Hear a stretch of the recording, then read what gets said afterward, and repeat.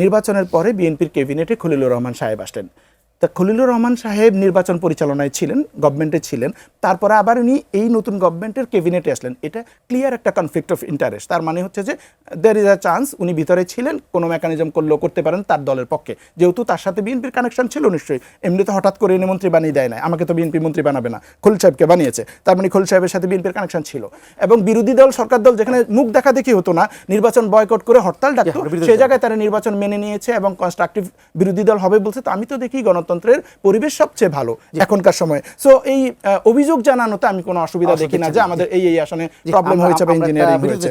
জামাত ইসলাম থেকে নানা ধরনের মানে এইটা নিয়ে অভিযোগ করা হচ্ছে। এটা কি আসলে রাজনৈতিক কোনো গেম নাকি আসলে জামাত মিন করছে? আমি একটু আসি। রাশেদ ভাই অনেকগুলো কথা বলেছেন, আমি একটু জাস্ট নোট নিয়েছি, তো কথা বলি।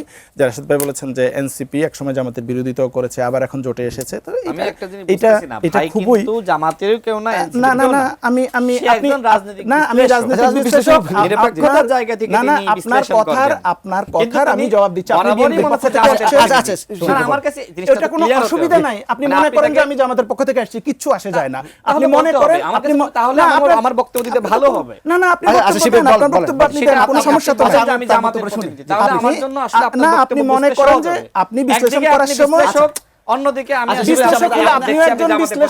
একজন বিশ্লেষক, তর্ক করার তো কিছু নাই।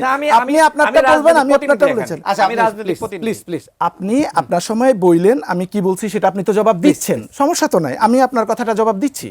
তো রাশেদ ভাই বললেন যে এনসিপি আগে একসময় জামাতের সাথে একটু বৈরিতে ছিল, আবার জোটে আসছে।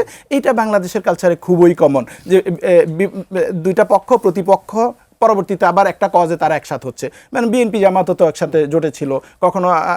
এখন যেমন বিএনপি আর আওয়ামী লীগের মধ্যেও একটুখানি মিল মহব্বত আছে ইলেকশনের আগে ভোট পাওয়ার জন্য। তো এরকম সমঝোতা নানান সময় নানানভাবে হয়। যেমন মনে করেন গণ অধিকার পরিষদ, রাশেদ ভাইয়ের আগের পার্টি, নুরুল হক নূর নানান সময় বিএনপির অনেক সমালোচনা করেছে।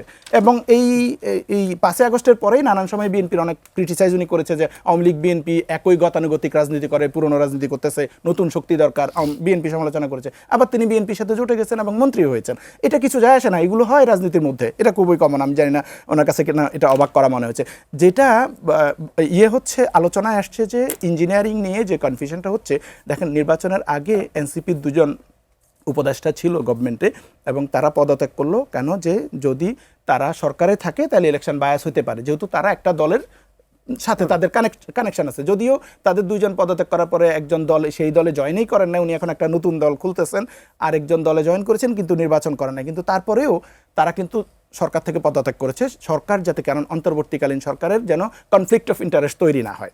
কিন্তু আমরা দেখলাম কি যে নির্বাচনের পরে বিএনপির ক্যাবিনেটে খলিলুর রহমান সাহেব আসলেন। তা খলিলুর রহমান সাহেব নির্বাচন পরিচালনায় ছিলেন, গভর্নমেন্টে ছিলেন, তারপরে আবার উনি এই নতুন গভর্নমেন্টের ক্যাবিনেটে আসলেন। এটা ক্লিয়ার একটা কনফ্লিক্ট অফ ইন্টারেস্ট। তার মানে হচ্ছে যে দেয়ার ইজ আ চান্স উনি ভিতরে ছিলেন, কোনো মেকানিজম করলেও করতে পারেন তার দলের পক্ষে, যেহেতু তার সাথে বিএনপির কানেকশন ছিল নিশ্চয়ই। এমনি তো হঠাৎ করে এনে মন্ত্রী বানিয়ে দেয় না, আমাকে তো বিএনপি মন্ত্রী বানাবে না, খলিল সাহেবকে বানিয়েছে। তার মানে খলিল সাহেবের সাথে বিএনপির কানেকশন ছিল।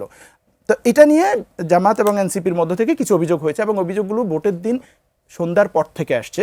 ভোটের দিন পর্যন্ত সবাই বলেছে সুন্দর ভোট হয়েছে এবং সবাই প্রশংসা করেছে, যদিও কিছু সহিংসতা কিছু জায়গায় হয়েছে। কিন্তু ভোটের দিন রাতে ভোট গণনার ক্ষেত্রে অনেক জায়গায় কিছু ডিসক্রিপেন্সি আমরা দেখেছি। কোথাও ভোট গণনা বন্ধ হয়ে গেছে, যেমন নাসিরউদ্দিন পাটোয়ারি আসন, যে একবার ঘোষণা দিচ্ছে আবার বন্ধ হয়ে যাচ্ছে।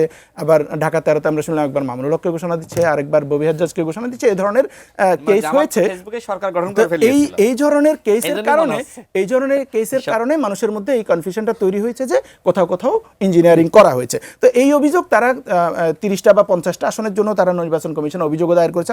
আমি মনে করি এই অভিযোগ দায়ের করার মধ্যে কোনো অসুবিধা নাই। তারা যদি মনে করে অমুক আসনের ভোটটা রিকাউন্ট করা দরকার অথবা এখানে আমার ভোটগুলো নষ্ট ভোটের মধ্যে ফেলে দেওয়া হয়েছে, এটা নির্বাচন কমিশন অভিযোগ জানাতে পারে, নির্বাচন কমিশন তারপরে রায় দিবে।